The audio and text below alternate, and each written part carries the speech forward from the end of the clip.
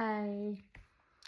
നമ്മൾ നമുക്ക് വേണ്ടിയിട്ട് ജീവിക്കുക, മറ്റുള്ളവരെ നോക്കാതെ മറ്റുള്ളവരെന്ത് വിചാരിക്കും അങ്ങനെ എല്ലാം മറ്റുള്ളവർക്ക് വേണ്ടി നമ്മൾ വിട്ടുകൊടുത്ത് ജീവിക്കാതെ നമ്മൾക്ക് എന്താണോ സന്തോഷം കിട്ടുന്നത്, നമുക്ക് എന്ത് ചെയ്യുമ്പോഴാണോ ഏറ്റവും കൂടുതൽ സന്തോഷമാവുന്നത് അത് നമ്മൾ ചെയ്യുക.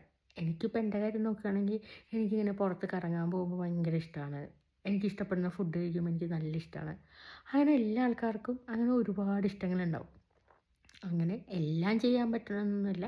പക്ഷെ പറ്റുന്ന കാര്യങ്ങൾ നമുക്ക് പറ്റുന്ന ടൈമിൽ ചെയ്യുക. നമുക്ക് നമ്മളുടേതായിട്ടുള്ള സന്തോഷം കണ്ടെത്താൻ വേണ്ടിയിട്ട് കുറച്ച് സമയം നമ്മുടെ ജീവിതത്തിൽ നമ്മൾ മാറ്റണം.